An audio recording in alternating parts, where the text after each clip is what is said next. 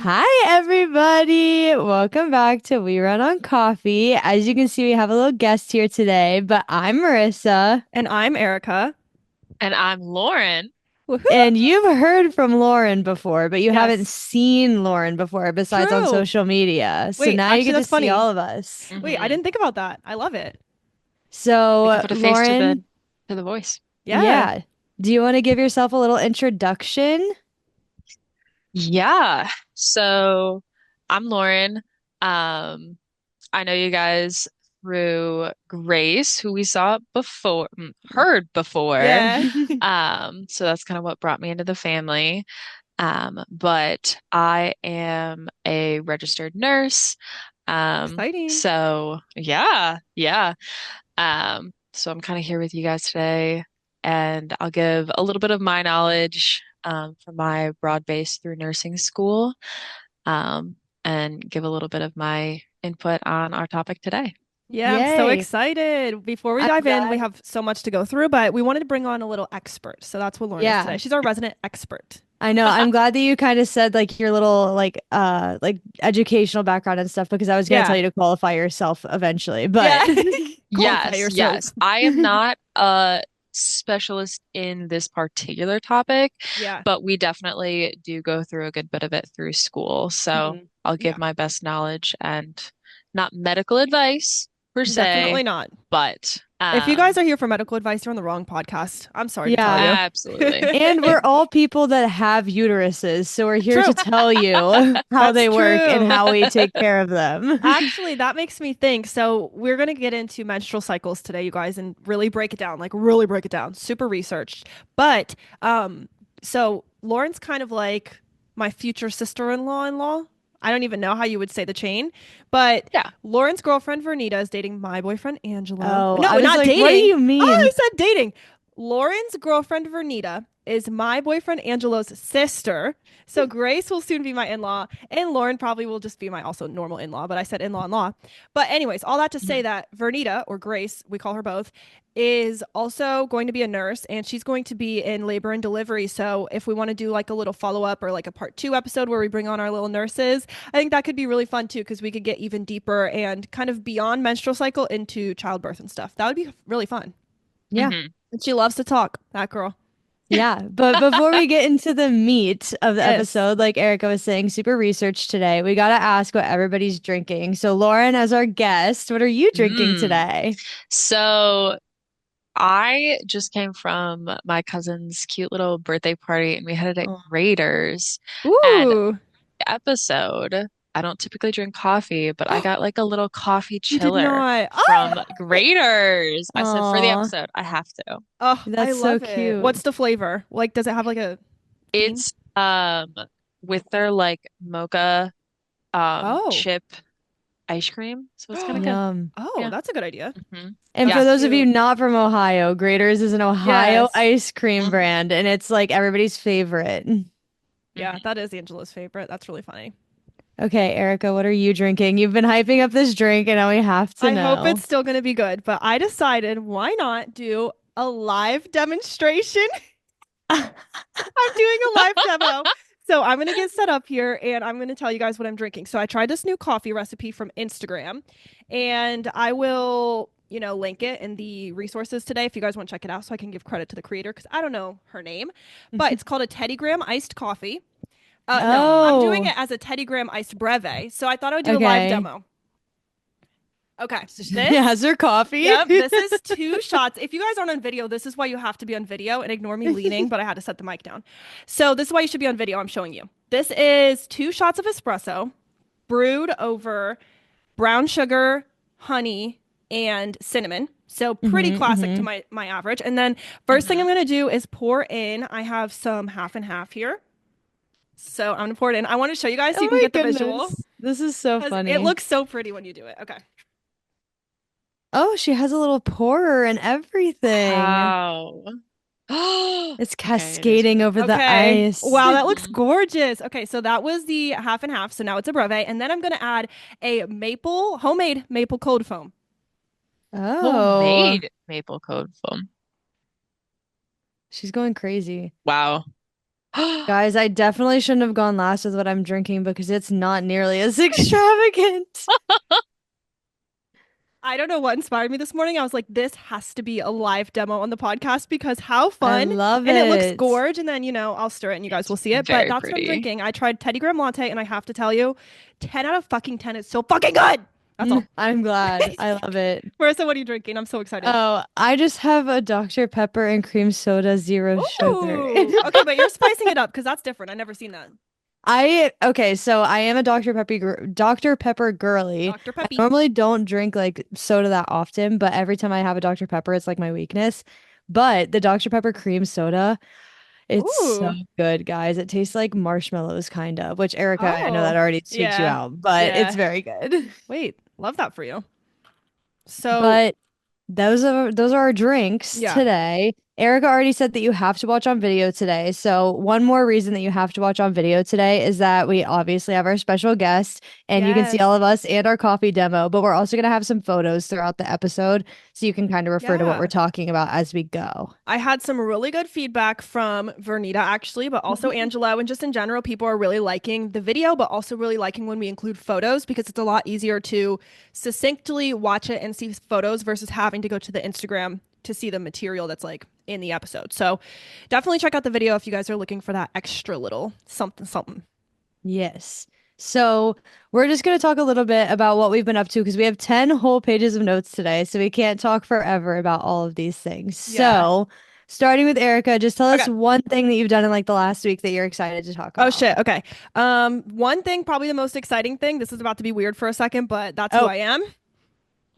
No boot. oh, she doesn't have a No boot. boo. I have 2 feet. I have 2 feet. I've been saying every day. I've just wake up. Well, every day for the last yesterday and today. I've been saying I have 2 feet. I have 2 feet, and it's freaking amazing. I'm so happy. I didn't realize how long 6 weeks would be when you can't drive or like walk that much. Oh my God, amazing. So I guess that's my most exciting update.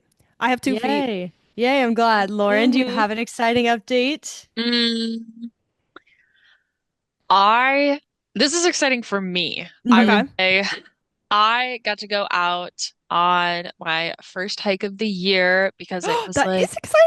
45 degrees. It was Yeah. sun shining. It was still really cold because the wind was Yeah. Hmm. blowing, but I was able to get out there, get a little sunshine, get some vitamin D, which is so good for me. Yeah, I was Yay. so jealous of that. I'm not gonna lie. Lauren texted the fam and was like, "Hey, anyone want to join?" And I was like, "Yes, I do, but I cannot." I love that. That's a great update. Oh, yay. I'm glad. Okay. My update is that on Friday night, so we're recording on a Sunday, so just a couple days ago, Kyle and I went on our Yeah. January date night, and it was restaurant week in DC. So we went to a Michelin star restaurant and we Yeah. had a three-course dinner together. And the only reason we did is because they do prefix menus, and the dinner was like $65 a person, which is like normally way less than you would spend at a Michelin star restaurant. Yeah. So I thought it was worth it. That is worth it. And the pictures were so cute, you guys. We'll post the They pictures in our were. story. That was Thanks. adorable. Hmm You got Somebody so many comments. All the comments are like, yes, flames, mom and dad, like so hot. somebody commented and was like, "Can you tell me what I'm looking at?" Because she thought that the Oh, food looked funny, and I was yeah. like, "You're right. I should have probably told you what I was I eating." know. After I did see that comment, because I was, of course, going through and liking all your friends' comments, Mhm. because I'm weird. And I saw that too, and I was like, wait, that's actually a good point. I looked at the food again, and I was like, wait, I don't know what that is. I have no idea. Yeah, it was kind of hard to tell, but How it was was it really then? good. It was good. It was so good. That's amazing. I love that for you. I have never been to a Michelin star, and I'm kind of scared because I'm picky like that, So Yeah, and you scary. don't get to really make any modifications to your No, food. that's like So, offensive. I feel like you can't. I mean, you can tell them about your dietary restrictions. Right. That's like the first thing that they asked when we sat down. Oh, So, that's if nice. you do have dietary restrictions, I think it would be helpful. But if you're picky, you can't Yeah. really like ask to take something out and get something put back in if it's just something that you don't like. Right. Makes sense. Okay, are we ready to hop into the episode? Yes. Yes. I'm Okay. excited. I'm nervous and excited. Woohoo. So we, of course, like we've said twice before already, we have a bunch of resources. So if you need to see these resources, they're going to be in the link for the episode. We'll also post them like on Instagram, we might make another doc like we did with the election doc. So we have all of That's a these good idea. resources in one place for everybody. So we can all go through them and we'll kind of refer to our resources as we go. And I feel like it might be a little more difficult if we just say all the resources up front. We can talk about them Yeah, as we kind of go. we don't need to read them. But You guys can read them. We trust you. yes. So today, obviously, we're talking about the menstrual cycle. You probably could guess from the episode title, and we've kind of referred to it a little bit.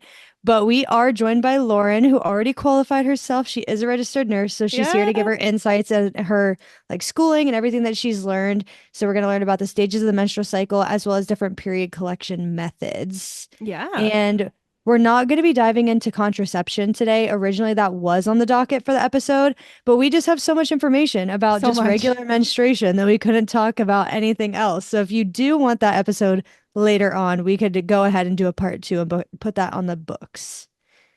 Yeah. Okay, we're ready.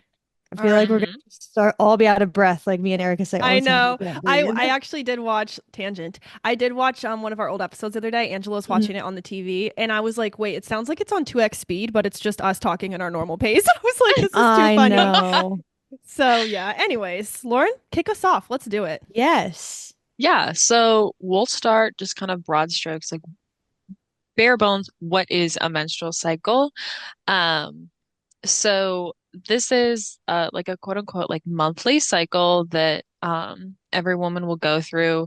There's a bunch of different hormonal and bodily changes that kind of happen as you're going through. Boo. I know. Don't even get me started. But the whole reason that we have these menstrual cycles is to prepare our body for a possible pregnancy. Um, the way that I always like to kind of think about it is your body is like preparing for this new house guest that we might have. And then if they don't show, if you don't get pregnant, you have to like take everything back down and try again Mm. next time. That's a really good analogy. I've never heard that. I like Yeah, it. but it's really annoying. It is annoying. Yeah, It is annoying. your body's really pissed during your period when you're taking down all of those wonderful things you made for your new Yeah. house guest. It's But like, what the fuck? right, Disgruntled, right. disgruntled uterus. So, typically, like the start of your period is they consider it when you start menstruating, when you start bleeding, and then you go through your cycle. But we'll talk about how your uterus like prepares for this house guest by you like thickening the lining of your uterus, which is during your like follicular phase typically. Um, we'll talk about ovulation, which is when your ovary actually releases an egg. Um, and then during your luteal phase is when contraception, aka pregnancy, either happens or it doesn't. Um, and then if you don't get pregnant, then there's that point where you are taking down all the decorations. Your uterus sheds its lining, its extra kind of padding it had ready for that pregnancy, and your period happens. So I know I threw a good couple of technical terms in there, but we'll go through everything and kind Yeah. of break it down for you. Yeah. So Erica's next. She's going to start with the first phase of the menstrual cycle. Yeah. The menstrual cycle is really like a circle, I guess you could say. Like you go around and around, right? So there's no like proper, it starts here, it ends here. I mean, some doctors or some places do say that, but I feel like it's just a continuation. So we're just going to start with menstruation because that's usually what comes up first. I do want to say, even though we're not getting into contraception today, there are a lot of birth controls that affect the way that this cycle goes. So keep that in mind when we talk about things like a lot of the sources, at least most of us use Cleveland Clinic. A lot of their sources do mention like, hey, this is a normal amount of time for a period or a normal amount of time for whatever this phase. And it's important to remember that that can be affected by your birth control as well. So keep that in mind. Don't just immediately jump to like, I'm not normal. Like talk to your doctor. We're not giving the medical advice like we said. But anyways, menstruation station. Let's go. So my menstruation stuff comes from the Cleveland Clinic, one of my fave sources, as you guys know. Anytime we do anything remotely medical, that's where I go. So we're just going to start with what menstruation is. So Lauren briefly gave us an overcap. Overview. Thank you. I was like, what's the word? Menstruation is the I'm going to quote that again, monthly, right? Approximately monthly, shedding of the lining of your uterus. So menstruation is also known by the term menstrual period, menstrual cycle, or period. Okay. And most commonly, I think, period. And the phase begins on the first day of your period. So, menstrual blood, which is partly blood and partly tissue from the inside of your uterus, flows through your uterus, through your cervix, and out your body through your vagina. So, as you can see on screen right now, in the future editing us, I wanted to include this little graphic. So, this is just going to show you all of the little components of the female reproductive organs so that you can understand where I'm talking. So, yeah. All Menstruation. the internal anatomy. Yes, the internal anatomy. Yes, thank you. And honestly, you guys, like sex ed did not give me enough of this internal anatomy. Like this is something I had to learn, I feel like out of school and like on my own time, which kind of sucks. And that's like a whole other conversation for another day. But yeah, so feel free to look at that graphic because it really helps. Yeah, honestly, even working in like a lot of cases that deal with sexual assault at my job, Yeah. like we didn't learn enough about the external anatomy either because I get Yes. swabs from sexual assaults from areas I've never heard of. And I'm like, wow, Yes. that's crazy. That's a That's part great of our point. part of our Hmm. reproductive organs. Yep. Don't, yeah, I can't even, I probably, if you like gave me like a blank diagram and then you asked me to label everything, I would probably do it wrong. Not gonna lie. Mhm.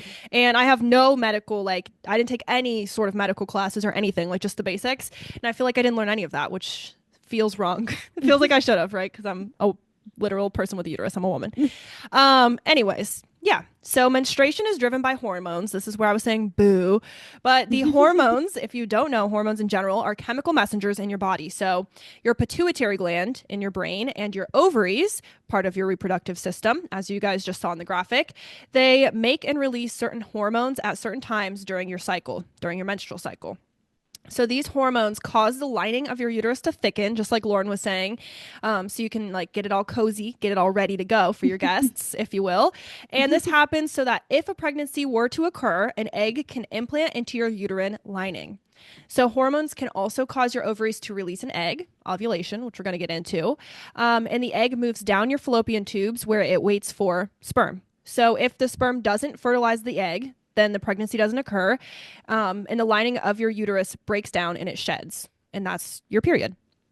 So, talking about how long a period lasts, like I said, take this for what it is, but most people have their period, or at least what we're calling like the bleeding part of your cycle, for between 3 to 7 days, but it can vary depending on the person, depending on the birth control, depending on the situation, depending on your health, like depending on so many things. Which is also frustrating because so many times I feel like women try to like talk to each other, whatever, like we're in a group comparing, and it's like, what? My period's 2 days. What? Mine's like 16 days. And it's like, both of them could be normal, just depending on the person.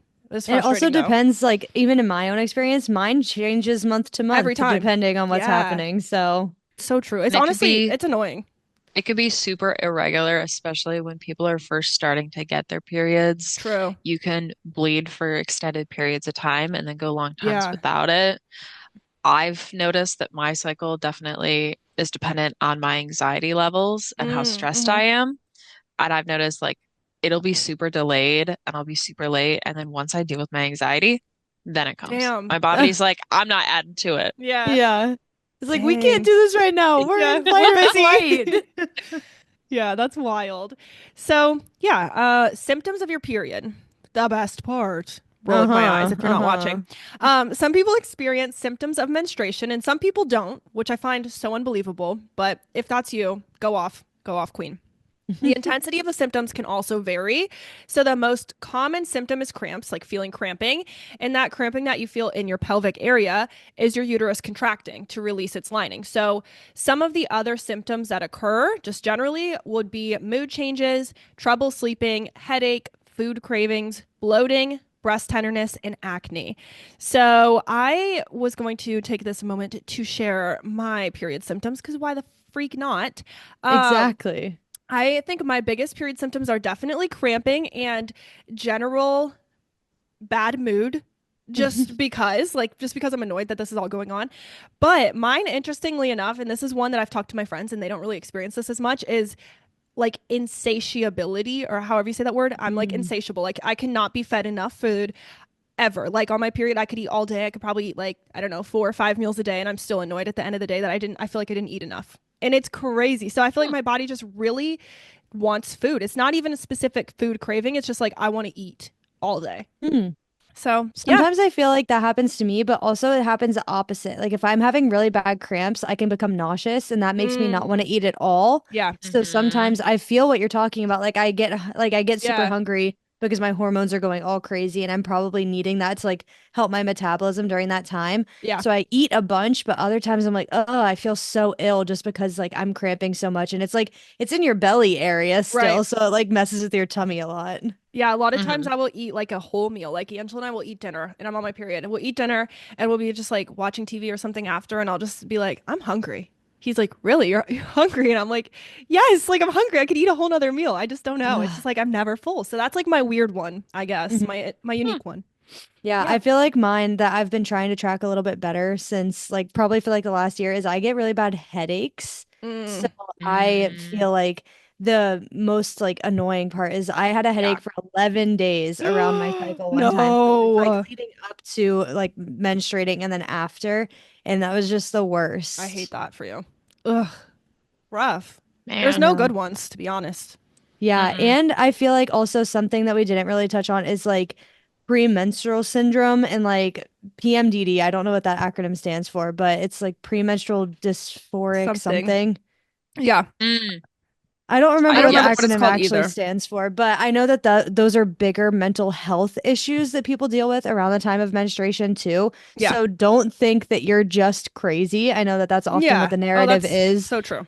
when a woman says like, "Hey, I'm having all of these mood changes and stuff," Yeah. but you're allowed to. You're dealing with these hormonal changes, and that's literally So what a mental much. illness is a hormone change in your brain. Yeah, I don't get into PMDD, but I do talk about premenstrual syndrome a little bit in the quote last phase of the Okay. order we're going in, just because it's right before period.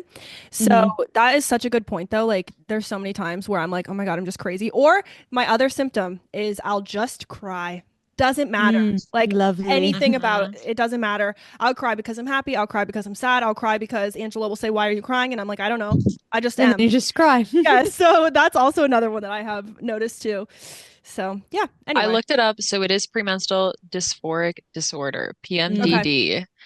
Um, Definitely one of my biggest symptoms is my mood just cannot stay the same. I get Yeah. super low and then I'm up and doing everything and then I'll go like most of the day not getting out of bed. Just Yeah. Hmm. it's how Just it the is. mood It's swings. crazy. Yeah. Yeah. Hmm. Ugh. Well, after we experience all these crazy symptoms, we go into the next phase of our menstrual cycle, which is the follicular phase.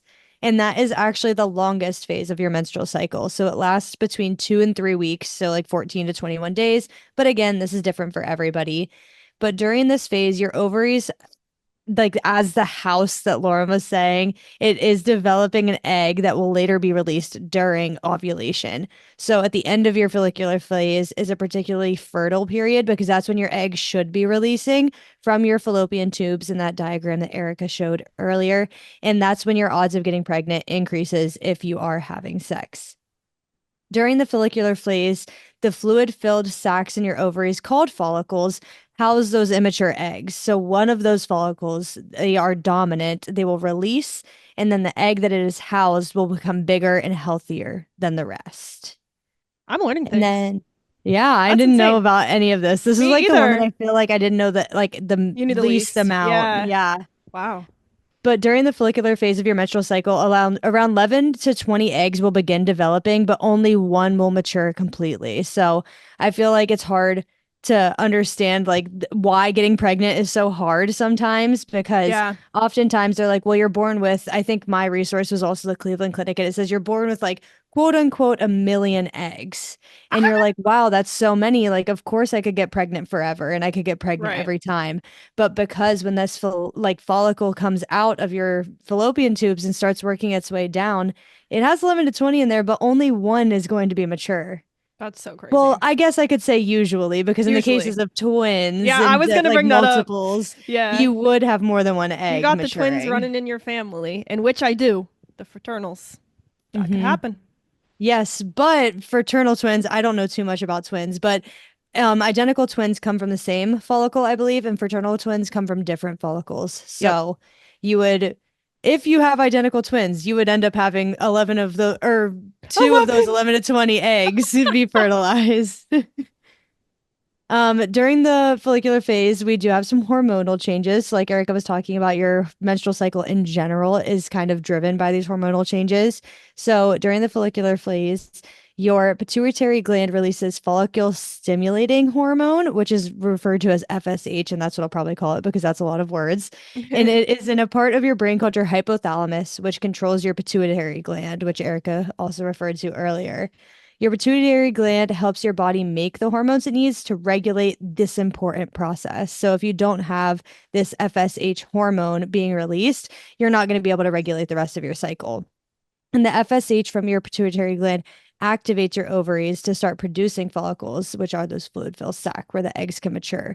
So that's kind of how the whole thing gets started. It gets rid of the or develops this for FSH, and then that's how you start getting everything to develop. This is so And then interesting because I didn't realize all this, but my also what runs in my family is thyroid issues in Mm, general. And so my Mm. mom has had thyroid issues my whole life, like as long as I've known her. And then my sister, she's a lot younger than me, and she just recently started having like maybe she has thyroid issues, maybe she doesn't, having a lot of testing. And these are the things they're testing for is FSH or I think it's TSH. Um, and I just think that's interesting. Like it's an interesting connection to talk about the hormonal, like how hormones play a part in your period, but or your menstruation, but also in other parts of your body. And sometimes it's this from the same places, but they're doing different things. It's just so crazy, which of mhm. course Lauren knows, but I didn't go to nursing school, so I was like, wait, your body does so much, and I already knew that, but I'm still like, it's blowing my mind. Yeah. Once the dominant follicle forms using this FSH, a single follicle called the dominant follicle starts to develop more quickly than the other ones in your ovaries. As the dominant follicle matures, so does the egg inside that will eventually be released when you ovulate. So, using that FSH, it kind of helps it get to its like mature phase. And then once that follicle releases, more estrogen becomes present in your body. So that one, I feel like everybody's heard of what that Yeah. hormone is, but it is what is happening to like increase during the follicle releasing. And the increased estrogen thickens your uterus lining so that the fertilized egg, which we would call an embryo, can implant there. And this stage is sometimes called the proliferative phase. So Hmm. once the estrogen becomes a little bit more prevalent in your body, that's when it gets thick and it gets that like cushion that Lauren was talking about earlier so that it can actually implant in your uterus. And this increase in estrogen triggers a decrease in the FSH. So your pituitary gland responds to the increase in estrogen by decreasing the amount of FSH that it produces. And that decreases while that decrease causes all the follicles to begin to wither away and sort of reabsorb into your body because they're not needed anymore. But meanwhile, the egg inside the dominant follicle reaches full maturity. So it kind of takes the rest of the hormones that are there while the other ones just reabsorb and get out of the way for that new potential baby to form. And towards the end of the follicular phase, your high estrogen levels trigger your pituitary gland to release a surge of the luteinizing hormone, which is usually referred to as LH. And that hormone is associated with the luteal phase, which happens a couple stages later. But that LH activates the mature egg to escape the follicle and the ovary, which causes ovulation. Hmm. Duh, because it's a cycle, but I love how it just leads into the next one. Like I I know know. duh, but it's so perfect. That's what I was thinking Hmm. too. I was like, wait, we have to do like Wait, of transitions. No, we course. don't. No, it's just natural The body does transition. it for you. Yeah. Exactly. Yeah. So ovulation, um, we've been talking about some very long phases, but ovulation is a pretty quick one. Um, all ovulation is when that egg actually leaves the ovary, goes down the fallopian tubes, um, and kind of gets into position so that it'll be ready for the sperm. Um, the interesting thing is the egg is actually, once it leaves the ovary, once it's been released, it is only viable for 12 to 24 hours. Damn. Yeah, which is really, really crazy. Um, in comparison, sperm, they can last once they leave the body, it can last up to 5 days, which is kind of part of I'm shook. how, right? Right. Oh my Um, God. So that's kind of how you better your chances is by like having sex on multiple days so that you have sperm there for whenever the ovary or whenever the egg actually Happens leaves the to, ovary yeah. and is in position. Wow. Um, so you could have sperm from 5 days prior if you had sex 5 days before ovulation and still get pregnant. Whoa, that is so wild. I also feel like Hmm. that's why sometimes people have a hard time of finding what their like consumption date was because if Yeah, they don't know that they had intercourse on the date that they were ovulating, it's like, well, I could be a week earlier or a week later than I true. like determine I am based off of when they missed their first period. Wow. Hmm. Yeah. And there's no like, I'll go into this, but there's no huge like telltale signs of ovulation. Hmm. A big problem that people have is all of the symptoms of the different phases are very similar. Yeah. So signs of ovulation, they say tender breasts, which is the same thing that you'll have during your period. You'll Hmm. have some bloating. Okay, I could have had some dairy and I feel a little bit more bloated. Right. You might have some light bleeding or spotting. A lot of people have an increased sex drive, mood changes, or minor pelvic or abdominal pain, so kind of that cramping. Um, which again, all of those symptoms are things that you'll experience at other points during your cycle. So they're they've done a lot of research into kind of how to best track um, when you're ovulating, especially for those people that do have fertility issues, because you're trying to hit that bullseye, get everything just right. Um, there's so many planets that have to align for that pregnancy to work. Um, so some people find if they have a really regular period, um, if their period is, 28 days every single time, they can use the calendar method and they can say, okay, I know typically ovulation happens around day 14 of my cycle. So I can go 14 days out from the start of my period, and I know that's right around when I'll be fertile. But if you don't have a regular period, that's a really hard thing to use. Hmm. So there's some other like physical signs. So you'll have your cervical like mucus will change. So discharge that you have beforehand, it will be kind of thick and white before ovulation, but during ovulation, it's very like thin and slippery, um, which actually aids the sperm being able to reach where it needs to go. It's kind of like a little slip and slide. It helps them get all the way up I there. just saw that was in your Call notes and it made me giggle before you said it because I knew it was coming next. we call that nature's lube. Absolutely. I mean, it's true. That's It's pretty true. much what it That's how is. the It's so body, crazy. it gets things going. Yeah. Um, Not the slip and slide. yeah, the I'm slip side, crying. man. So you can kind of use that in tandem with other methods. Um, there's also like basal body temp. So when you take your temperature during ovulation, you will actually be a half a degree to a full degree um, hotter than you are typically. So people will take their temperature every day and we'll be able to see those small changes. And then the last one is they've actually created ovulation kits. I've seen this. So just like you can take a pregnancy test, you can take an ovulation test, which I believe work um, through testing the amount of hormones that you have in your urine. So, we talk about those different hormones that become more prevalent during different parts of your cycle. They'll actually measure that amount to show whether you're fertile. Science is cool. It is. Hmm. It is. I love science. It is So many so cool. developments. I love it. I feel like, okay, I have a question. Yeah. So you said that some people have like ovulation pain like associated with it. And I know that it's not super common, but I do experience ovulation pain. So I usually feel like a little bit of like cramping and I can usually tell which side like the egg is releasing from because I'll have like sided Interesting. pain rather than both sides. And I was curious if either of you feel that. Yeah, No, you do? I Wait, I'm do. so I shook. do. I've only ever So, heard of one influencer who talked about this, and then Marissa told me, I'm uh-huh. like, no way, I've never met anyone in real life who said that. And the sides thing. I don't have Hmm. this.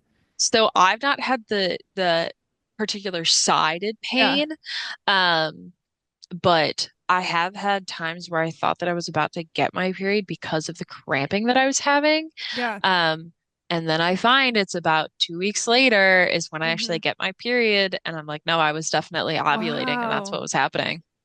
That's so It's really crazy. weird because I mean, I think I'm in between like my period right now. So I feel like I'm about like at the stage where I would be at the ovulation point, and I was Hmm. having cramps yesterday and I was like, what the heck? This is Yeah. early. But it Yeah, Hey, makes there sense. you go. yeah. Um, and so when we talk about that fertility, um, those are like super important things for people to know because some people have a very difficult time with getting pregnant, and those are definitely like key tools for them to use to help them get pregnant. Um, as well as on the flip side of that, some people will use that as a way of like a contraceptive tool Yeah. so that they will avoid having sex right around when they're ovulating because that is your highest chance of getting pregnant. Um, but I definitely wouldn't recommend using that as your primary You're tool only. because, as we talked about, you could have intercourse 5 days before you're ovulating and still, get pregnant. And there's people that will have sex not during when they think they're ovulating. Right. And those off times, they might have a much lower chance of pregnancy, but it is definitely not zero. Yeah, Yeah. and you can get pregnant at any point in your cycle Mhm. because and your egg needs to release, but it's not there's like Lauren said, it's not a 0% chance that you're going to get Right. pregnant only during this portion of your cycle. Yeah. Yeah, makes sense. I will talk about this in an upcoming section because we're going to tell you guys too about like some apps. But I found this really interesting because as you guys will learn throughout this episode, I'm kind of like on my holistic journey of life. And I haven't been on any birth control like hormonal or anything like that for like a really long time, which has gone very well for me, I will say. But they have this app called Natural Cycles. I don't know if you guys have seen the Cycles app, but they just did an ad recently that I was looking into. I thought it was really cool. It's the first ever FDA approved app for period cycle tracking. So I thought that was really cool. Wow. They actually approved it as a contraception method, like of natural cycles. So I thought that was really cool. So I'll talk about that. But before that, we have the quote final phase. And this is mine and Angela's favorite phase to joke about. I feel like Angela's this is the learning one the that I phases. hear everybody complaining about, but Yeah, I don't really know much about it it. is the So, complaining phase, I'm not gonna lie. And you know how like online you see videos and it's like my boyfriend just asked on my if I'm on my period, I'm offended, like those. And you know what? I have those moments and it does not offend me at all. I think it's funny. But Angela's like new fave thing is I'll be like crying for no reason. I'll be annoyed, I'll be mad, I'll just be like mean, honestly mean. And Angela's like, what's going on? And I'm like, I don't know. I just feel some type of way. And he was like, it might be your luteal phase. And I'm like, why does he know that? tell him to And he's shut up right. because He's he's not right. allowed to have an I'm opinion right crying. now. No, I love it. I'm like, I love that he knows that. And also, it's true. Like, I'm not mean for no reason. Like, I'm mean because I'm on my luteal phase. So we're gonna dive into what the luteal phase even is. So the luteal phase happens in the like second part, I guess you could say, of your menstrual cycle. So it begins around day 15 of a 28-day cycle. Like we said, many people's cycles are different lengths. So it just ends when you get your period. That's when it ends. And it starts before to measure your own. But Yeah, the yeah, luteal yeah. phase prepares your uterus for pregnancy by thickening your uterine lining, like we were talking about before. So a disorder involving your luteal phase can affect getting and staying pregnant. A disorder, I think, meaning any kind of disruption, maybe is a better word. Hmm. Um, but the luteal phase of your menstrual cycle, it occurs right after you ovulate. So when your ovary releases that egg, it also lasts 14 days ish and ends when you get your period, like I just said. Okay, I don't know why I put the same thing twice. Sorry, guys. I actually just realized I copied and pasted the same thing twice. So during this phase, though, an egg will travel from your ovary through your fallopian tube to your uterus, just like we're saying. If sperm fertilizes the egg, the fertilized egg implants into your lining. I don't need to repeat this. You guys heard Marissa say it. So your luteal phase, there's a couple things that happen. So the dominant follicle that releases an egg at ovulation, it changes into a structure called the corpus luteum. So I'm assuming that's kind of maybe where the phase name comes from. But the corpus luteum produces progesterone. This is another popular, I feel like, hormone that you kind of hear a little bit. And it also releases estrogen. So your progesterone levels increase in the luteal phase, which helps thicken the lining. And that increase in hormones causes, or, in turn, has a couple other effects. So the increase in hormones prepares your uterine lining, like I said, for pregnancy, makes it thicker, and that makes it the ideal environment for a fertilized egg or your monthly, house guest, whatever, maybe we want to call it something similar to that, to implant and attach and for a pregnancy to grow. However, the increase in hormones also does a couple other things. It causes your cervical mucus to thicken into a paste, like we were talking about a little bit. So the thickened mucus can help prevent bacteria from getting in your uterus. So that's really cool. Science is cool. And the final thing is that if you don't get pregnant in the cycle, the corpus luteum dissolves and your hormone levels decline. So you shed your uterine lining during your menstrual period and you go back to like, quote, normal, right? Kind of is like cleaning up, resetting itself. So common theme that we've talked about the whole time. So talking about how long the luteal phase is, again, take it with a grain of salt, kind of. Use it as a general basis. The average menstrual cycle is 28 days. So speaking of a 28-day cycle, the average length of the luteal phase is between 12 to 14 days of that. And like your menstrual cycle, there can be variations to the luteal phase. So a luteal phase that lasts 10 to 17 days, anywhere in there, is considered, quote, normal. Yes. I have a funny question. Okay. Does this mean that if you do get pregnant, that means that your entire pregnancy is your luteal phase? Interesting question. I do not know. You know what I Yes, I mean? do know what you mean. That's Mhm. really interesting. I don't know. Is that why people have really bad hormones when they're pregnant and they get mad? Oh my, wait, you might be cracking some sort of code. I don't know if it's considered that or if maybe it's considered I something mean, I completely doubt new. it's called that Right. because it's not just an extended luteal phase. It is like the act of being pregnant and carrying a That's pregnancy. interesting. But I was like, wait, does that mean you're just in your luteal phase for 9 months? Because people talk about how this is the worst. So Yeah. like, are you just stuck in the worst phase for 9 months? I don't know. It's That's an it's interesting a fair question. thought. Yeah. There's a bunch of hormonal changes that happen during your pregnancy, and as you're going through your cycle, different hormones will phase in and out. Um, but I think that you probably have a similar like hormonal level Mm-hmm. and similar hormones like coursing through you when you're pregnant compared to your luteal That's phase. interesting. Hmm. Wow. Hmm. That's a good question. Interesting. That's a good thing. We need to look that up later. Okay, so how do you know if you're in your luteal phase? So this is going to kind of harp on some of the methods that Lauren was talking about, but there's some ways that you may be able to tell that you're in your luteal phase. It says not everyone will notice symptoms again, but one way you can tell is basal body temperature, just like we were talking about earlier. So if you keep track of your cycle using basal body temperature or your body's resting temperature, that's one way to know. So if you take your temperature immediately after waking up, you can notice a slight increase after ovulation, and that shift can be as little as 0 0.4 degrees Fahrenheit, just like Lauren was saying, or apparently that's 0.22 degrees Celsius. See, but I feel like 0.4 is kind of a lot because that is like I could have a fever Right. if my temperature goes up by like 0.4. 0.4. Mhm. So I feel like that's Yeah, interesting it's that it says definitely, like not that much, but I yeah, feel like that's kind of a lot. it's also, yeah, I think it would definitely be noticeable if you're checking every single day too, which makes Hmm. sense. Um, yeah, and then another way you might be able to tell if you're in your luteal phase is vaginal discharge, just like we were saying earlier. So your cervical mucus changes throughout the whole cycle, and during ovulation, your discharge can be wet and slippery like egg whites, like we were talking about. And if it gets thick and dry, even paste-like, that can indicate luteal phase. And then there's some symptoms that I'm going to say, and they resemble those that happen during PMS. So this is, I did not get into PMS a lot or like PPMD, like we were saying, English. But these symptoms can be both signs that you're in your luteal phase or your luteal phase is coming to an end and you're premenstrual. So that includes mood swings, who's surprised, tender breasts, bloating, breaking out or acne, and changes in your appetite, which I will say acne is a symptom of luteal phase for me. like right before Hmm. my period. I've never noticed it. Hmm. Well, I have noticed it my whole life. I'm like, why do I have pretty good skin. I never get zits. And then sometimes I just do. And I'm like, why? Oh, this is why. Because it's always like I'll get zits right here on my forehead and like, in I guess the hormonal areas. And then I'll notice it. Like sometimes here is what they say too. And I'll notice it and then I'll get my period like 3 or 4 days later, like every time Mm. without fail. So I think that's definitely one of mine. Interesting. Yeah. Yeah. It's very weird. Okay.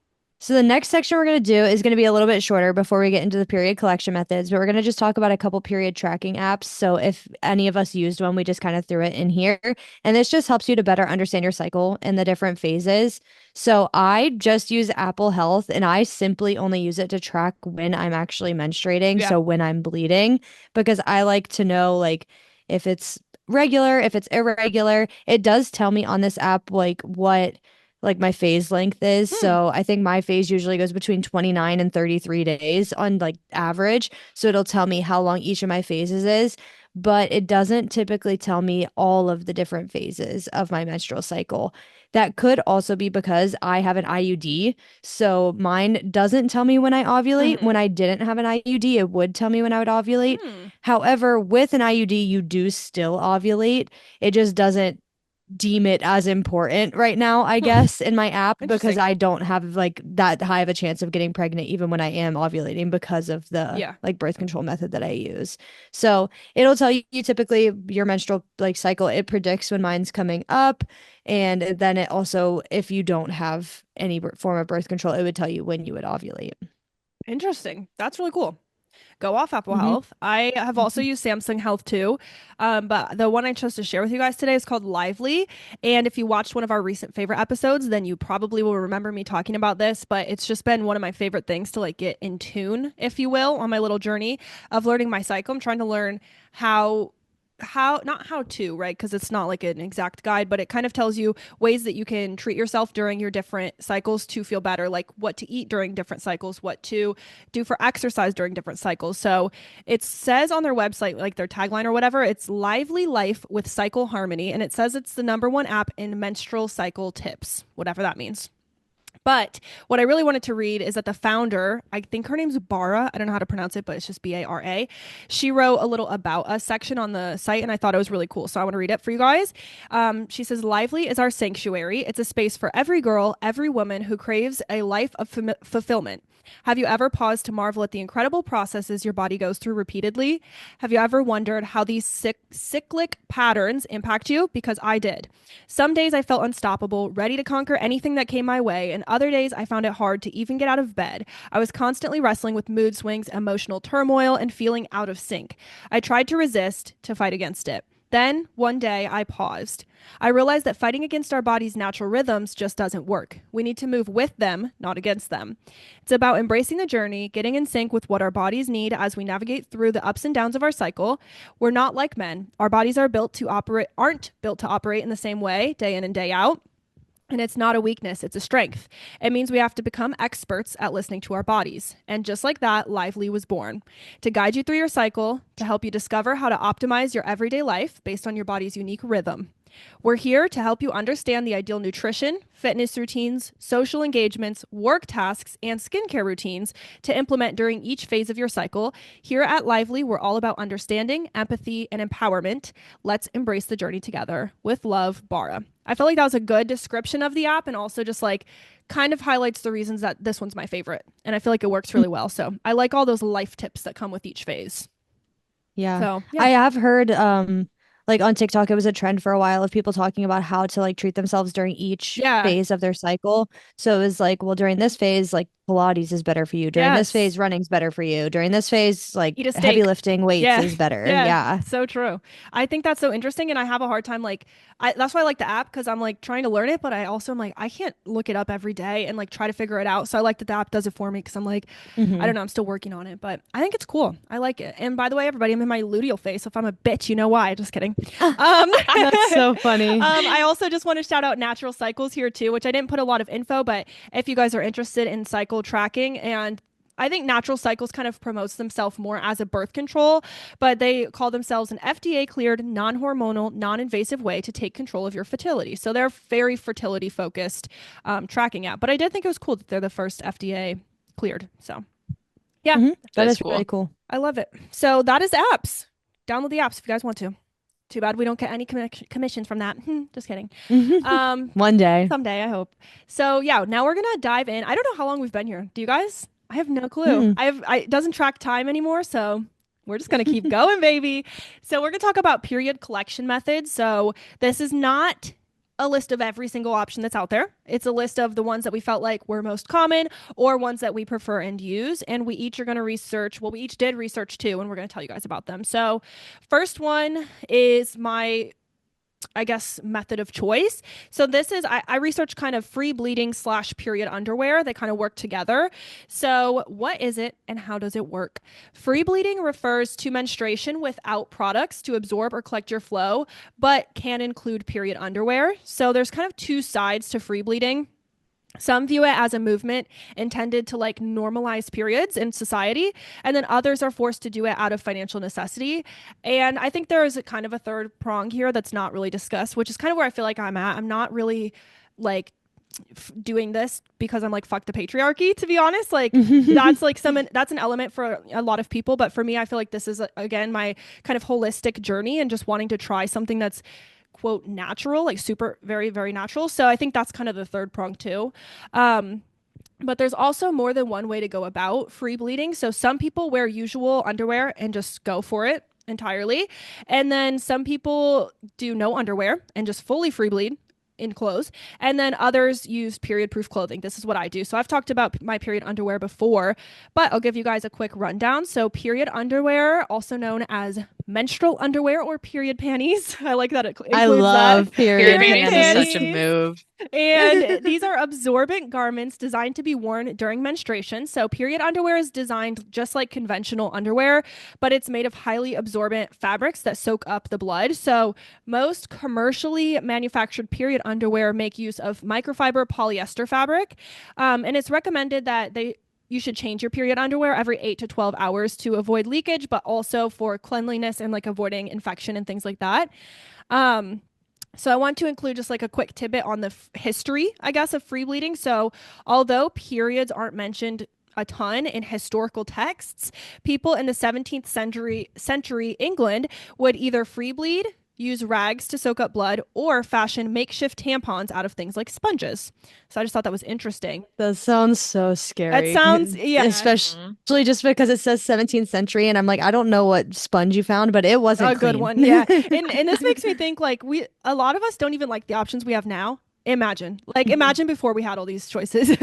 Free bleeding in those times, however, may not have been an intentional choice, right? It's probably just that's what existed and that's what they had. So it isn't exactly clear when the modern free bleeding movement, I'm doing quotes again, began, although menstrual activism became prominent in the 1970s. So the first reusable item that was being worked on before that time, or the first reusable item was being worked on before that time. So in 1967, a patent for a quote protective petticoat with a quote moisture-proof material was registered. So I thought that was really interesting. And then earlier designs tended to rely on plastic films to soak up the blood, but today's period-proof clothing is much more advanced. It kind of moves beyond that, and it uses specifically designed fabrics for that use. So they kind of tried to find absorbent fabrics that could get rid of the need for plastic, or at least, you know, some fabrics are made with plastic, but you guys get what I'm saying. So as well as technological innovations, the emergence of the internet also helped the popularity of free bleeding. So it said that one of the earliest online conversations on the topic of free bleeding appeared in 2004, which is pretty late, and I was surprised by that. So I'll try to be quick, you guys. Pros and cons of the period underwear, or the free bleed, if you will. So pros, cost effective. Underwear are washable and reusable, so you don't have to buy new products over and over. So that is a benefit. A little bit more supportive of the environment. So if you're into eco-friendly choices, we honestly have a lot on the list today, but free bleeding is one of those options. It's more sustainable and reduces the environmental impact of disposable products. And just as a caveat to all of this, you guys, we're not judging any of these methods. We're just telling you guys about them. So just so that's out there. No toxic shock syndrome risk with period underwear or free bleed. Toxic shock syndrome is a potentially life-threatening condition, and that's been linked to tampons. And if you're a tampon user, you have probably heard of it. And although the risk is small, with free bleeding, the risk is like zero because you're not using that product. So the last one is normalized menstruation. So this is what I'm talking about, is that a lot of people choose to free bleed to challenge societal social taboos. So free bleeding opens the door to candid conversation about menstruation, helping break down barriers and promote understanding. And then the cons that I have to free bleeding or period underwear is that maintaining hygiene can be harder. So keeping your products clean and changing them enough, just like with any sort of product, that's important. And it can be a little bit harder, especially when period underwear honestly are pretty comfortable and easy to just, oh, I could wear these like for all day. You still have to keep up with that. And then occasional leaks or stains can obviously be super annoying, super inconvenient. So that is a con. Okay, our next one is pretty similar. It's just we're gonna go into pads next. So think about period underwear, thinking about the like absorbent material that's in like the crotch portion of the underwear. That's basically what a pad is, but it's something that is disposable. So it has that, it's like an underwear insert that would go in the like interior crotch portion of your underwear. And on one side it's a sticky side, and then on one side it's absorbent. So it kind of sticks there, kind of sits there. Some of them have wings to kind of keep them in place, and some of them don't, but it just depends on which ones that you want. So, how does it work? It sits in your underwear, like I said, and it absorbs. It needs changed less often than other period collection methods. And similar to what Erica said, the toxic shock syndrome like risk drops to almost zero because it's not something that's going inside of your body. And you can typically get away with changing it about 2 to 3 times a day. Usually, the recommended amount of time to use a pad is between 8 and 12 hours, just like the period underwear, but it does depend on your flow. And Right. I feel like that's something important to bring up about Yeah. period underwear too. They make some that are super absorbent, like pads, they have a range of absorbency. But if you have like a super heavy flow on certain days, you might want to try and think about a different collection method sometimes, or think about changing it a little bit more Yeah, often. you can always combo it. Yeah. Yeah. So for pros of using a pad, you can just set it and forget it, kind of like the period underwear. You don't have to worry about like changing a bunch. You don't really have to worry about making sure that your hands are super clean because you're just taking it off of the underwear. You're not really going inside of your body. And there is a less chance of bleed through, but you could bleed through still a pad depending on the amount of flow that you have. Yeah. I know when I was younger and I was like within the first 5 years of my like period starting, I definitely bled through a bunch of Yeah. different like period collection methods because I was a super heavy bleeder at first. And as I've gotten older and probably with my IUD, I've Yeah. definitely like lessened on my amount of flow. But some of the cons, you can only wear them with certain types of underwear. So if you're the kind of True. person that likes to have zero panty lines, these might not be the ones for you because you would have to wear a pair of underwear that you would be able to actually set the underwear in or the pad in. And sometimes it could be uncomfortable. I know me and Erica have Yeah. talked about this before. Sometimes the wings start to like irritate our bikini lines. And if we're wearing underwear that don't really fit that well and we're also putting a pad inside of it, it'll irritate Yes. our bikini lines and it won't feel very comfortable with our clothes. So that's where it gets a Yeah. little bit I feel like that's our annoying. biggest qualm with pads. It's like, bro, this is not comfy. This is not the vibe. Yeah.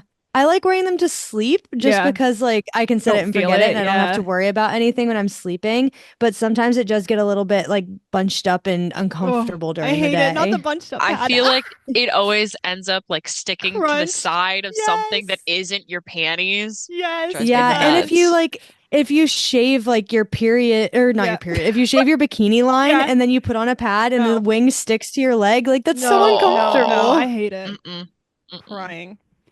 Yeah. So that is on pads, which I think is like a really, really common Yeah. um like period product, especially for people that are just starting out getting their periods. Hmm. Like Yep. it's super safe, super easy, like very little explanation needed. Yeah. Um, I'm going to talk about tampons, which I think is like the next step up Yeah, from it like is. I Hmm. started with pads and then went to tampons, which I think is Yep. like a natural segue for a lot of people. Especially if you don't have a lot of um like education around it, like you'll find them on the shelves and Yeah, you see you it. kind of find your way there. Yep. So for those of you that don't know, a tampon, it's like a small cotton tube made out of like super absorbent material. It's typically cotton or maybe rayon too.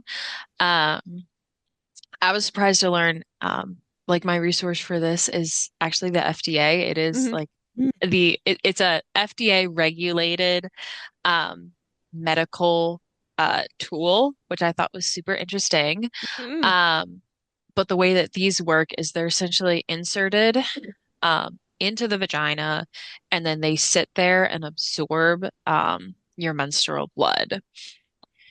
So, for how do they work? Um, with how they're inserted, every box of tampons that you'll get will come with a pamphlet that has like helpful Oh my God.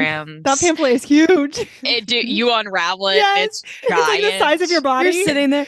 It's like somebody sitting reading a newspaper while they're Yes. like going to the bathroom. It's Yes. like this It's big. it's So funny. giant. But they typically have diagrams too, which can be super helpful for those that are visual. Yeah.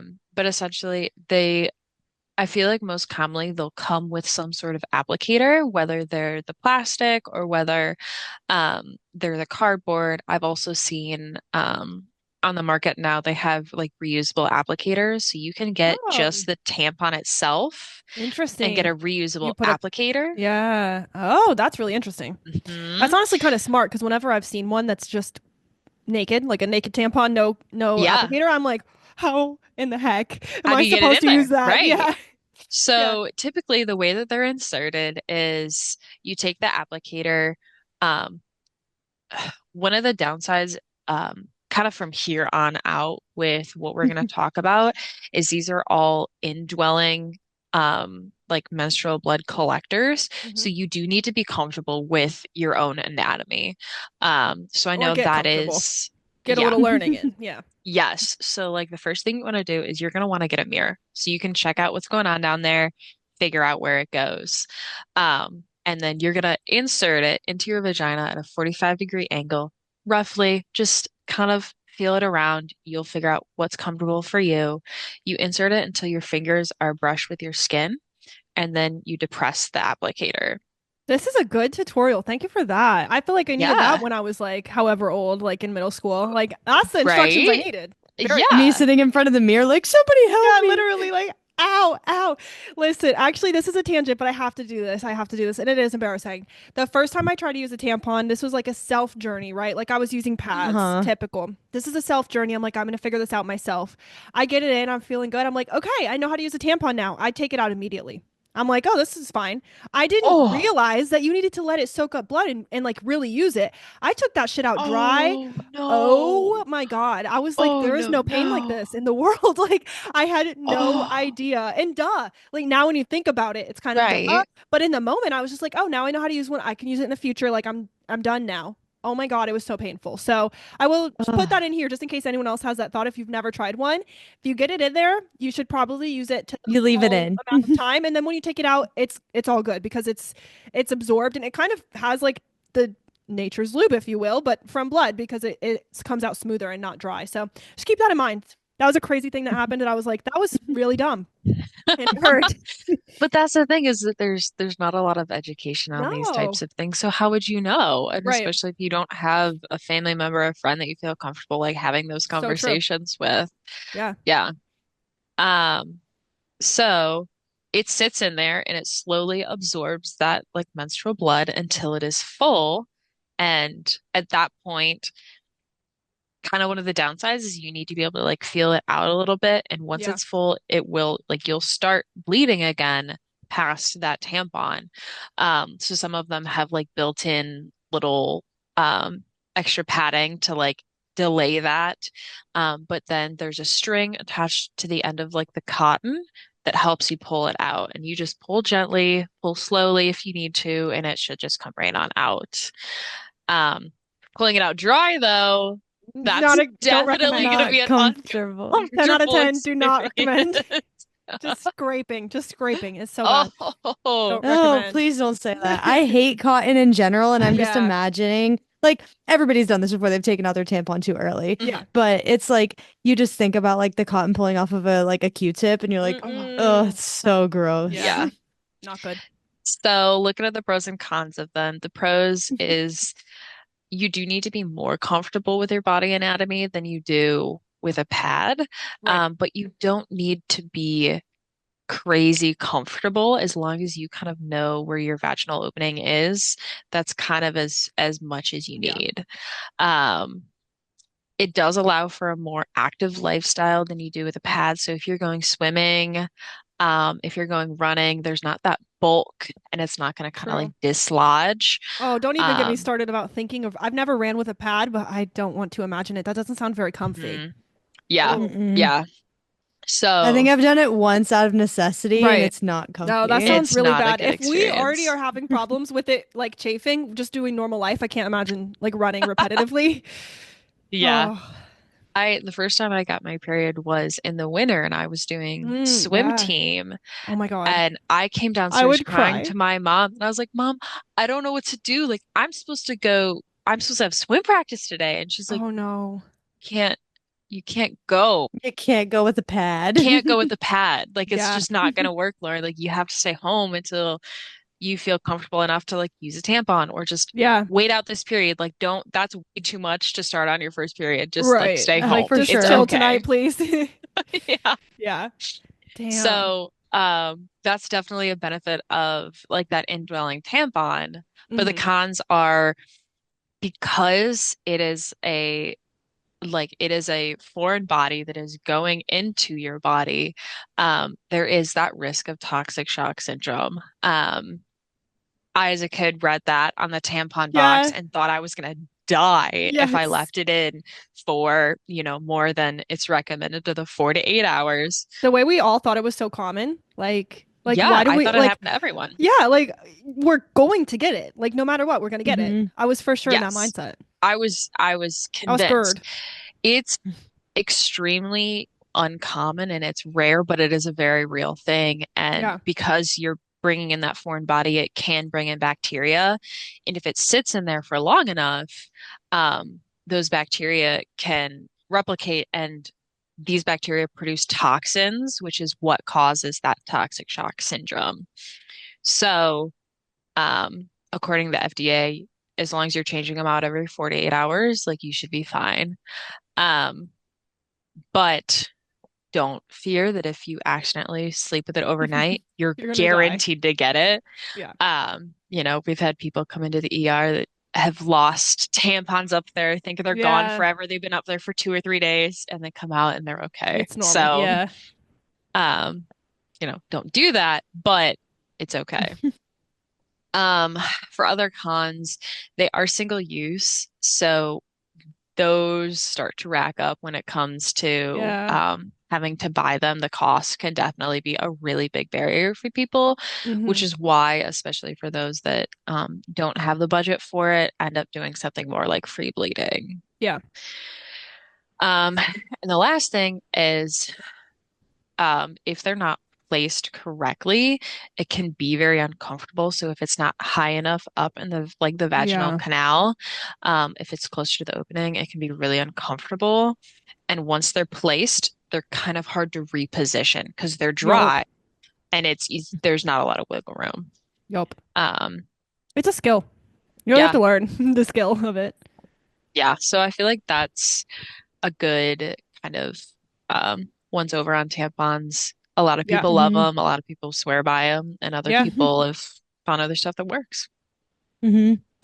Speaking of learning, speaking Yeah. of being a learning curve, we're going to go into some of the more, I would say, difficult Yeah. ones to like get acclimated to. I don't want to call them difficult because like you can definitely learn how to deal with them, Yeah. but they are the ones that I would say are for the experienced period Yeah. haver. They're not necessarily something you're going to try in your first couple of years. It's Yeah. something that you're like work your way up I don't to. know how modern they are, but I feel like they're a little bit more modern too, as far as like popularity, at least. I agree. Yeah. Hmm.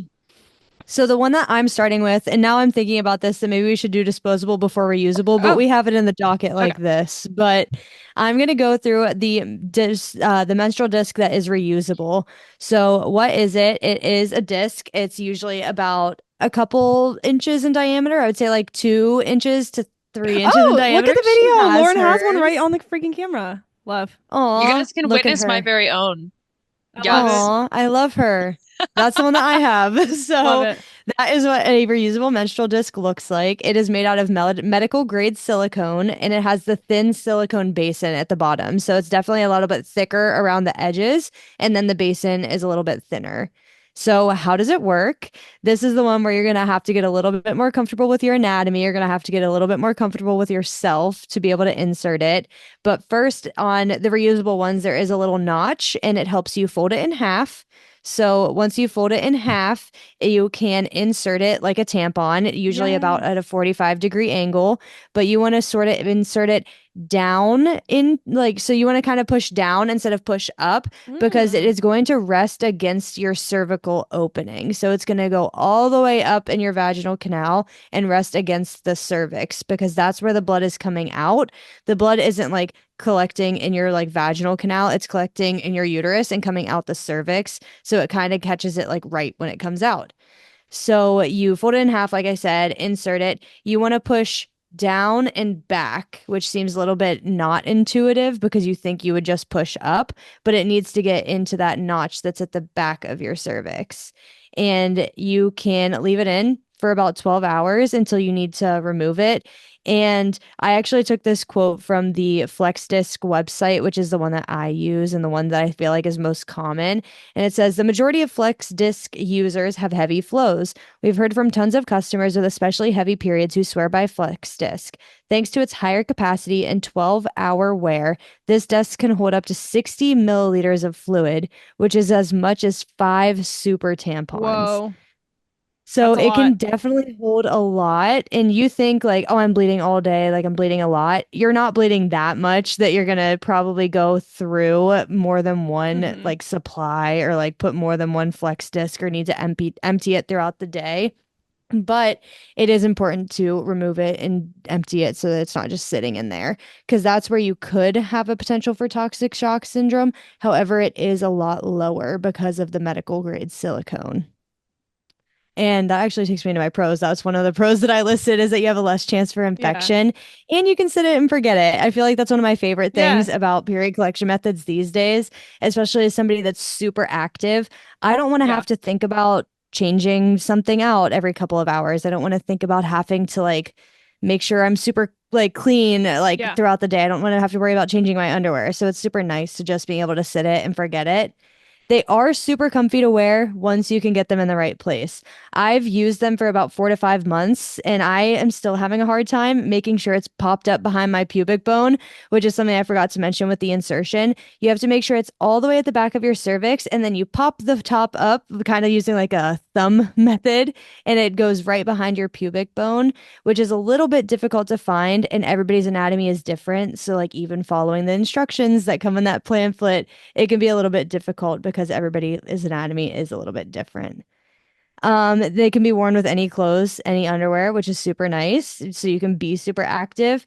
And then one pro I wanted to put in is that it's self-emptying. I know that seems weird. There's not holes in it. It's not just like leaking out of you.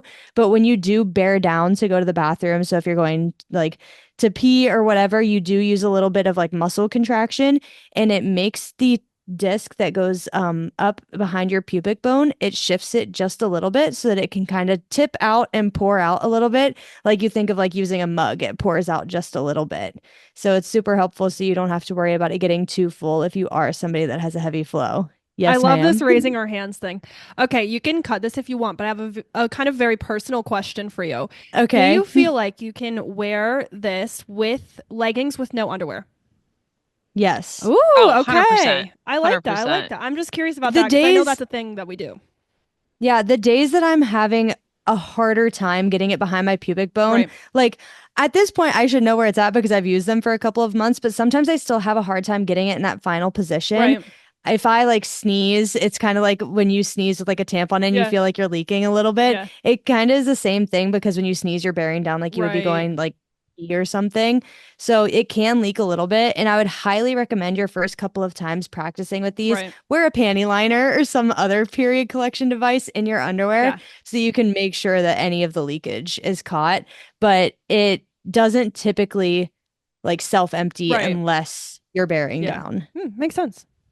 And then the other con, like I said, is sometimes hard to insert. So making sure that it's all the way inserted properly. And if it's not inserted properly, it is a little bit uncomfy and it could have the potential to leak. Because if you imagine it's not all the way up in place, it's probably going to start sliding down your vaginal canal a little bit. And that's not super comfy. Yeah. Okay. Well, my next one is almost the same. So this is the menstrual disc, but they actually do have disposable versions. And I did not read any of your guys' research before, but I also use the Flex website I just Oh. randomly, that's the first thing that comes up when you research it. So the disposable menstrual discs are so similar to the ones that Marissa talked about that are reusable. These are made of medical grade polymers, silicone, or thin plastic film or a combination. So the Flex brand specifically, they're disposable ones. I looked up the ingredients on their website and it says medical grade polymers, mineral oil, carbon black for the rim because these are like a black rim, and antioxidants. So that's kind of like what they're made out of. And I did include a picture, so there will be a picture on screen. You guys I can love that little see. gal just Just holding holding it up, hers. I know. And how do they work? So I do have a little graphic here, which maybe Marissa will put this in while she's talking or whatever. But they work the same way as the reusable version. And there's a little graphic that actually illustrates what Marissa was talking about, how to get it in place. So pros. Don't have to clean and reuse. That can be seen as a pro because it's more convenient to just throw away. I would say that can also be the con, depending on how you look at Mhm. it. So they're also a little bit less environmentally friendly than the reusable product, right? Because you have to throw it away every time.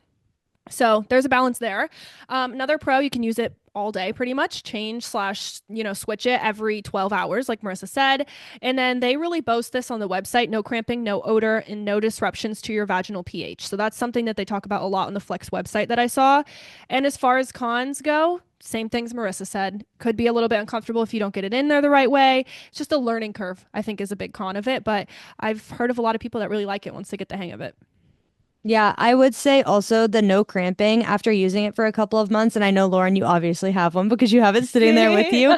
But I think that I do notice a difference in my cramping. I Oh, think that my cramping has gotten a little bit better wow. because if you think about it, a tampon is sitting like in your vaginal cavity. Yeah, And while your uterus is the thing that's actually like contracting, that would make the walls of your vaginal canal kind of contract. true. And if it's sitting up against your cervix, that part of your body's not really contracting. Yeah, you can kind of see that in the graphic too that is on the screen, you guys, or like was on the screen.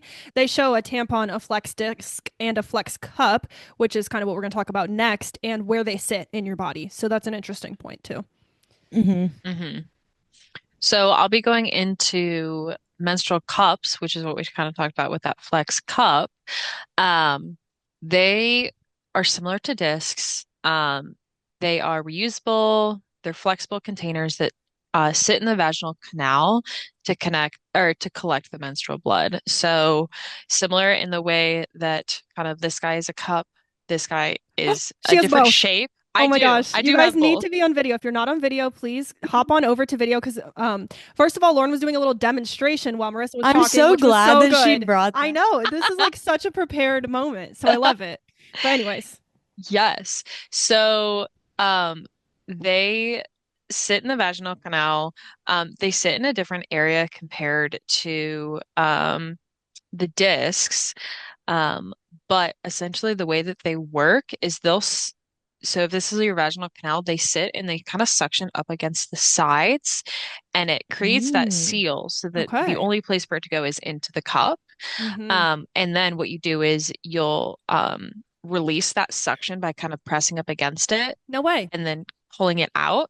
And then you have Mm. all of your blood collected in the container. And you can Wow. just dump it and reinsert it. Did not know this. That's interesting. hmm So it's super duper nice. Um, so I kind of talked about how those are done. They're again made of that same medical grade silicone, those materials that are safe to be in your body for those extended periods of time. Um, and the one big thing with these is um, when you're using the disc, it's a pretty easy, just kind of squish it in half and insert Mm-hmm. it, and it's about the same size as a tampon. Um, with these, I think it's a little bit more origami kind of going on, right? There's a couple different ways that you can do it, and it's all kind of personal preference. Um, I had started out with the menstrual cup. Um, I've had this guy for years, ever since I was in like high school. Um, and I felt like this one was a little bit difficult to kind of figure out. But once you Mm-hmm. do, it's easy, it makes sense. you've got it. But the way that you insert it, there's two different ways. You can either do kind of like a C fold, and it is definitely much smaller in size. Hmm. Um, but if you kind of need more of like a narrow top to get it inserted, you can fold it like that. They call it the punch down method. Essentially, you put it down like this, and then it's got that tip for you Mm, to insert. Mm. interesting. Um, but either way, you're going to insert it into your vaginal canal, and then it should pop open up against the sides. And because you inserted it while it was folded, it should have a suction to it. Um, they can sit up there for up to 12 hours, and then are removed by pinching the sides. And the nice thing about these is they do have like that little finger grip for you to hold on. So they've got these little like ribs so that it's easier to Mhm. pull out. I do feel like you kind of have to get down and dirty when you're getting out Yeah. the disc. Like you really have to like get up there because it's sitting so high up in your vaginal canal. It's up on your cervix. These sit a little bit lower and are more user friendly in that sense. Um, so that's kind of nice. Looking at, yes, we've got a question. I have We've a got our question now. hands raised. Yes. Okay, so I automatically, when I was looking for a reusable product like this, I automatically flocked to the disc because of having an IUD. I was nervous that if I used the disc because it, or the cup because it creates suction, that it could pull on my strings of my IUD and like Mm. potentially dislodge it. But do you like know if that's an issue, or would it be because it sits in your vaginal canal and not up against your cervix, it shouldn't really disrupt it, right? So when you look at that graphic that we had before, and maybe you guys can kind of Uh-huh. pull it back up, Yeah. um, it sits much lower. So typically this little kind of nub is like right on top of, it's like right above your vaginal opening. So it is Mm. not really high enough to have any kind of interference. If you have Effect. very long, like IUD strings, um, that might be a completely different story. Um, but I've never heard of anyone having any difficulty with their Hmm. IUD getting dislodged or anything like that. So, Interesting. Okay. hmm Okay. That was my only reason that I had flocked to the disc Yeah. rather than the cup because I was like, well, I don't want to suction out my strings. just So gotta I pull it feel like, out. No, I yeah, mean, I feel like that's good to know though. that's definitely a fair question and a fair Yeah. ask. Um, and if you can manage the disc, so I feel like comparing both of those products, the disc versus the cup, is like a very Hmm. easy comparison. It's less Hmm. apples and oranges if you're comparing it to tampons Yeah. or the period panties. Um, the disadvantage to the cup is that it doesn't self-empty, so you do have to pull it Hmm. out and empty it every time. But this is something that I would just do in the shower, and it was super Yeah. Hmm. easy. They hold a ton. So just like you talked about with the disc holding up to like 40 mLs, the same thing goes with the cup. They hold a day's worth of tampons for sure in them. Um, and less irritation compared to tampons and pads. They are reusable. And even looking at the upfront costs, they're $20 to $40, which if you're buying a decent, size box of Yeah. tampons, I Yeah. think is pretty comparable. And they can last up to like 5 to 10 years. So Damn. that's pretty crazy. That is. Hmm. You don't need to get quite as intimate with your anatomy compared to the disc since it sits so much lower. So that could be advantage if you're trying to make your way into the reusable world of menstrual products. That could be an advantage to go towards the cup. Um, and I think they have similar holding capacities compared to discs. Um, Looking at the cons, they don't self-empty. They can be a little finicky and leak if they're not placed correctly. Um, but I think that's pretty similar to the disc as well. Um, and there can definitely be some discomfort if they're not placed correctly. Um, with all reusable products, they do need to be cleaned. Um, I know some people have their designated, little pot to put their menstrual cup or their menstrual disc in every month and That's what I clean was gonna ask. it. How are we cleaning, ladies? How are we cleaning? Are we just boiling it? I just boil. I I don't boil it. I just use antibacterial soap and I wash mine. And I think that's still fair. Yeah. Because like boiling is meant to like cleanse it and like get Yeah. the bacteria off and like sanitize it, but I can do the same thing with antibacterial soap too. Hmm. As long as I'm being thorough. Like Right. if I'm not getting all of it, Right. then of A course. note Right. for Right. Right. anyone Right. thinking about period underwear, you can wash them with your normal clothes and it has no effect on the blood getting on your normal clothes. I don't know how. That actually really surprises me and I don't understand it. Huh. And the blood comes out, which I also don't I mean, I don't know if it all comes out because there's absorbent, but I also don't understand that because blood stains. So whatever they use, Hmm. they're doing good. But That's I will nice. say, I wash them in their own cycle though, because I feel like they get cleaner when you just do a small load with just that. But you can wash Makes them with normal sense. clothes. So Okay. cleaning questions. Um, the last thing I will say is with all of those reusable options, there are different size options Mm, too. yeah. So,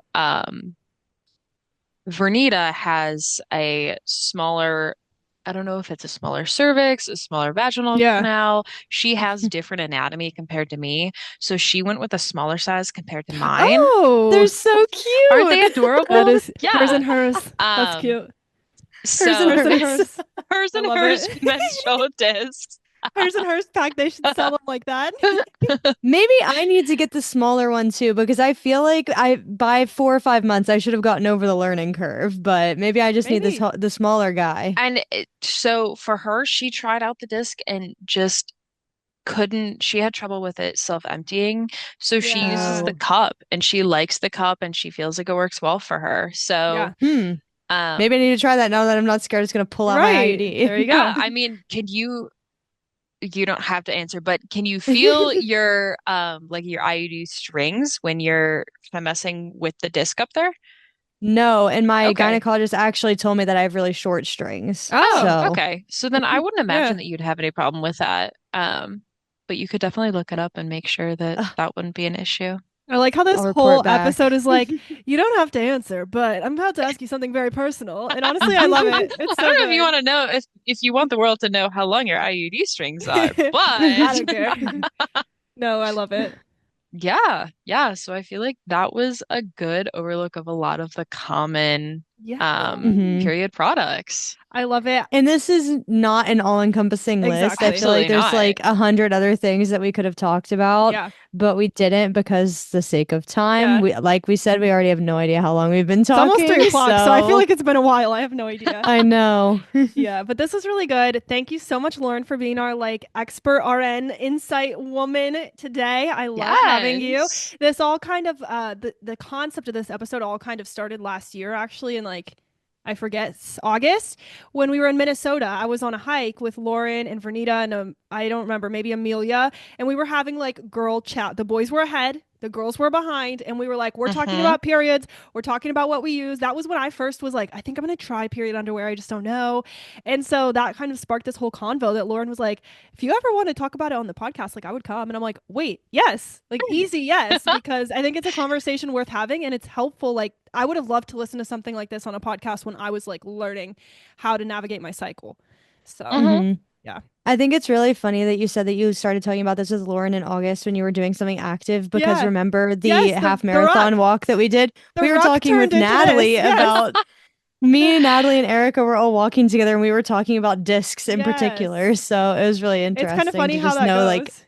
that's how it Just happened. it's like the I don't know hiking to menstrual cycle talk pipeline. Well, I think it Mm-hmm. makes sense because you want to think about a period collection method that is not going to be uncomfortable Yeah, during activity. And like, we're a group of while, active girlies sometimes. yeah, and Yeah, like while Yeah. you would think like free bleeding wouldn't be uncomfortable, if you're not yeah, willing to wear something super absorbent in your like pants yeah, while you're out being active, that can get uncomfortable. yeah. But also, maybe you don't want to just bleed in your leggings while you're going on a Right, run. right. That and also like for me, I'm still like, I don't know. I'm still learning. What do I want to do for in the summer when I'm swimming? Like, I can't just wear a swimsuit and bleed. Like, it doesn't, I mean, it's not sanitary to like go in a pool like that or whatever. And just, I don't know. It's a journey. I feel like that's the whole Hmm. wrap up of this whole thing is it's a journey and you're always Mhm. learning new stuff. And then of course with social media or TikTok or whatever you use, it's like you learn so many things on there too. That's really helpful. But I learned a lot in today's episode, not gonna lie. Yeah. Hmm. And everybody should ask and share their experiences too. There's Yes. the comment option on Yep. Spotify. So definitely share your experiences, share which period collection products you use. We all kind of Yeah. talked about which ones we use today. Yeah. And ask us questions. We'll forward them to Lauren and she might be Yeah. able to answer some of the more specific medical I love questions. that. I would Yeah, comment love your to hear from you questions. guys. We also have the YouTube channel, so be sure to subscribe on YouTube if you're not already. And also let us know like how you guys liked this episode, this kind of direction that we're on. Would you like more? Would you like a contraception episode where we talk all about different birth controls? And then also, I really now am like really excited to talk to Grace Vernita about birth. Like I would love to get into like Mhm. birthing methods. I'm really like actually increasingly interested in home births recently and I've been really into like watching that kind of Hmm. content. So I would love to talk about that with Grace and get her on here to talk about labor and delivery in general. So that could be fun. After she passes her NCLEX because we don't want to stress her out. So maybe later. Yeah, fair, Yes. fair. And after she's an expert like Yeah, Lauren. yeah. Can only call you an expert after you're qualified. No, She'll it's so get those. exciting. She'll get those letters after her name. Oh It'll be yeah. good. Yeah, Chef's yeah. kiss. Well, thank you so much, Lauren, for being here today. Thank you all listening. Mhm. If you made it through the whole episode, go on our Instagram and comment. What's a good emoji that they could comment today that maybe is like The blood drip. blood drip? I love it. Okay, so Oh, go on our Instagram and comment the little blood drop emoji and then any other emojis to follow it to make a little emoji story for us. We'll try to decode your ooh. message. I'm Mhm, gonna mhm. say put an emoji for how you're feeling during your phase Ooh, right now. yes, I Ooh, like yeah, that's a that. good one. Hmm. I think when this one comes out, I'll probably be on my period, so I'll be just blood drip and Blood drip, that's Like just it. four of a them. bunch of them. Yeah, we'll do it. We'll comment ours. You guys comment yours. So we're all together in the comment section on today's episode post. So, like I said, be sure to follow us on Instagram. We're at We Run on Coffee. Subscribe to our YouTube channel. Whether or not you watch on YouTube, an extra subscriber added to our channel is very helpful for us. So hit subscribe over there. It's We Run on Coffee. If you're on Spotify, hit us with a follow. If you're on Apple, download our episodes. And everything else, find us where you find your favorite Yeah. podcasts. That's all. We got to go. I think this was really, really long. So thank you. We love you. And we'll see you later. Bye. Bye. Bye. And with that, I'm Erica. And I'm Marissa, and we run on coffee.